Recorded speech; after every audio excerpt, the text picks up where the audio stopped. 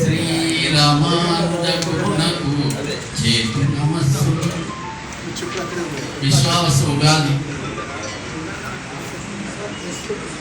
పండుగను పురస్కరించుకొని Lions club Lions Sai ప్రదేశాల్లో ఉండేది ఇక్కడ చదివి దువాల కప్పుకొని మళ్ళీ గబాలన ఇంకో దగ్గరికి పోయి మళ్ళీ అక్కడ కప్పుకొని రోజుకు ఒకటే రోజు 4-5 దువాలు కప్పుకున్న సందర్భాలు ఇక్కడ చాలా మంది కవులకు అనుభవాలు ఉన్నాయి. అవి ఎందుకో ఇప్పుడు మారిపోయింది. పంచాంగాన్ని వినిపించినారు, ఎవరి జాతకాలు వాళ్ళు చూసుకున్నారు. జాతకం అంతా అక్కర్లేదు, ఆదాయం చూసుకుంటే అదే జాతకం. అందుకనే ఆయన అది మాత్రమే చెప్పినాడు. యుగము కాలము అసలు మొత్తం సృష్టిలో ఉన్నవి ప్రధానమైనవి రెండే. ఒకటి కాలము, రెండవది పదార్థం. టైం అండ్ స్పేస్ అంటాం. కాలము లేని పదార్థం కానీ, ప్రకృతి భూమి కానీ, స్థలము కానీ, కాలము లేని స్థలము కానీ, స్థలము లేని కాలము కానీ ఎవరూ ఊహించలేదు. ఇవి రెండూ తప్పనిసరిగా ఉండి తీరాల్సినదే. అట్లా ఈ కాలము అనేటువంటిది అనంతమైంది. మనం లెక్కలు పెట్టుకోవడం కోసమే సెకండ్లు, నిమిషాలు, రోజులు, వారాలు, పక్షాలు, నెలలు ఇవి చేస్తున్నాం. అయితే వీటిని గుర్తులు పెట్టుకోవటం కోసము మహర్షులు చేసినటువంటి సాధనలు, అనుభవాలు, వాటిని దృష్టిలో పెట్టుకొని జ్యోతిష్ శాస్త్రాలు, నక్షత్రాలు, భూమి, గాలి, వాయువు వీటన్నింటి కదలికలను బట్టి శాస్త్రాలు తయారు చేశాను.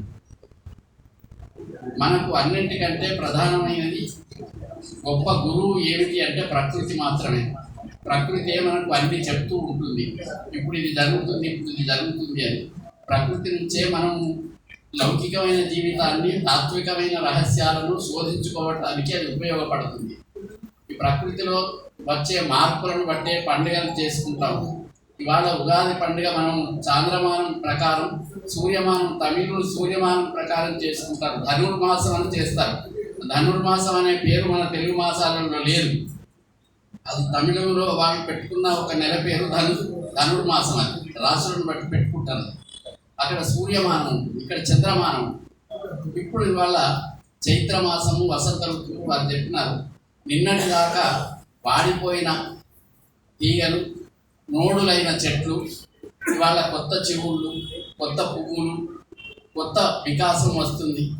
చివరికి చేదైన వేప చెట్టు కూడా బాగా పూసి సంతోషిస్తుంది. మామిడి చివుళ్ళు తిని కోకిలలు పూస్తాయి. మీరేమిటి మేము పోటీకి వస్తామని మా కవులంతా పూస్తారు. అదే కవితాగానం. అట్లాంటి కవితాగానము ఉగాది సందర్భంగా ఎందుకు పెట్టుకుంటామంటే ఒక కొత్త సంవత్సరం మొదలవుతుంది. 60 సంవత్సరాలు ఉన్నాయి మనకి. ఇంగ్లీష్లో అయితే అంకెలు మారటమే తప్ప పేర్లు మారవు. 25, 26, 90 అని పెట్టుకుంటూ పోవటమే తప్ప దానికి ఏం పేరు ఉండదు. కానీ మన శాస్త్రం ప్రకారం మనకు 60 సంవత్సరాలకు ఒక కాలం మానం ఉంది. 60 సంవత్సరాలు అయితే అదొక కాలమానం.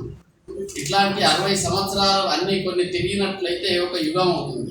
అట్లాంటి యుగాలు 4 అయితే మహాయుగం అవుతుంది. అట్లాంటి మహాయుగాలు కొన్ని అయితే అది బ్రహ్మదేవునికి ఒక రెప్పపాటు అవుతుంది అని ఒక శాస్త్రం ఉంది. ఆ రెప్పపాటును ఎన్ని యుగాలు ఎట్లా అవుతాయనడానికి కథలు ఉన్నాయి. చెప్పుకునే సమయం లేదు కానీ చాలా మంచి కథలు ఉంటాయి. అందులో ఉపనిషత్తుల్లో చెప్పిన కథలు ఉన్నాయి. అట్లా కాలం అనేటువంటిది పరమేశ్వర స్వరూపం. అహం కాలవస్మి లోకక్షయ ప్రవృద్ధ అని భగవద్గీతలో కృష్ణుడు చెప్పినాడు. నేనే కాలాన్ని, నేనే అంతం చేసేవాడిని, నేనే కాపాడేవాడిని, నేనే పెంచేవాడిని అని చెప్పుకున్నాడు. కాలంలో ఈ 3 దశలు జరుగుతూ ఉంటాయి. అందుకే నిన్నటి దాకా ఆకులు రాల్చుకున్న చెట్లు ఇవాళ మళ్ళీ పచ్చటి చిగురాకులతో కనపడుతుంది. ఎప్పుడైతే ప్రకృతి ఇంత పచ్చగా కొత్త సంతోషంతో వెళ్ళి విరుస్తుందో అట్లా అది జీవితం మీద, జీవుల మీద కూడా పడుతుంది. కనుక జీవులము, మానవులమైనటువంటి మనం కూడా ఒక కొత్త సంతోషాన్ని కలిగించుకోవాలని పండుగలు చేసుకుంటాము. కొత్త ఆశలు, కొత్త ఆశయాలు, ఇప్పటి నుంచి ఒక ప్రణాళిక.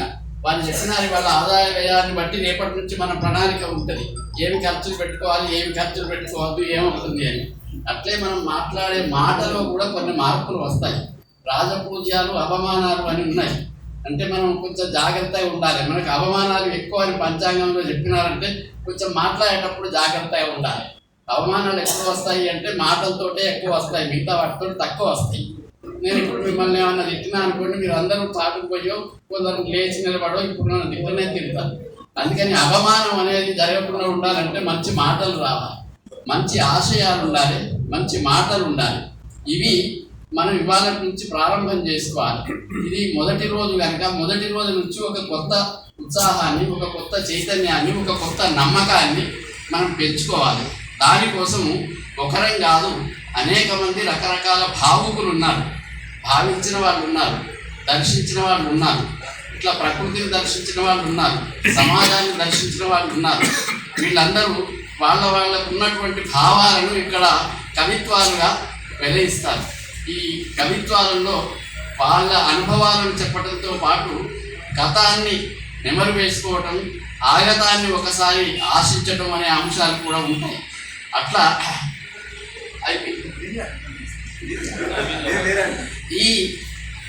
ఇది ఒక ప్రణాళిక, ఇది కూడా ఒక ప్రణాళిక వంటి. అందుకని కవులు ఈ రకరకాలైనటువంటి అనుభవాలు వివిధ రకాలుగా వెలిబుచ్చుతారు. అట్లా ఈ ఒక పండుగను మనము కవుల పండుగగా, కోయిలల పండుగగా, కవి కోయిలల పండుగగా కూడా మనం చెప్పుకుంటాం. నారాయణ రెడ్డి గారు కర్పూర వసంతరాయలు అని ఒక గొప్ప కావ్యం రాసినారు. ఆ వసంతరాయలు అనే పేరు కుమారగిరి రెడ్డి అని ఒక రెడ్డి రాజుకు ఉండేది. ఆయనకు ఆ పేరు ఎందుకున్నది అంటే ఆయన ప్రతి సంవత్సరం ఈ వసంత ఋతువు రాగానే ఆయన దేశమంతటా ఉత్సవాలు జరిపించేవాడు. ఆ దేశమంతటా ఉత్సవాలు జరిపిస్తూ అందరికీ కర్పూరం బాగా పంచిపెట్టేవాడు. కర్పూరం అంటే మనం ఇప్పుడు మండించే కర్పూరం కాదు, కమ్మటి పరిమళాలు వచ్చే కర్పూరం ఒకటి ఉండేది. అది అందరికీ ఇచ్చి పండుగ చేసుకోమని చెప్పేవాడు. అంటే సంపన్నులు చేసుకునే పండుగ. అట్లా వసంత ఉత్సవం అని పిలిచేవాడు, వసంతోత్సవాలు, వసంత రాత్రులు అని పిలిచేవాడు. అది ఎన్నో వందల ఏళ్ల నుంచి వస్తున్న ఒక సంప్రదాయం. ఇది తెలుగుదేశంలో వస్తున్న సంప్రదాయం. ఇది ఇప్పటికీ కొనసాగుతున్నది, మన దగ్గర కూడా నడుస్తున్నది. ఇది పడిపోనివ్వకుండా సమైక్య సాహిత్య వారు, పెద్దలు సింగమరాజు గారు, లయన్స్ క్లబ్ వారు దీన్ని ఇట్లా కాపాడినందుకు, నాతో 4 మాటలు మాట్లాడించే అవకాశం కలిగించినందుకు నేను మీకు ముందుగా అందరికీ ధన్యవాదాలు తెలుపుతూ, చాలాసేపు మాట్లాడితే ఇది కవి సమ్మేళనం కాదు, ప్రసంగాల సమ్మేళనం అవుతుందని మీరు అందరూ అనుకుంటున్నారు. కాబట్టి నేను అందరికీ శుభాకాంక్షలు తెలియజేస్తూ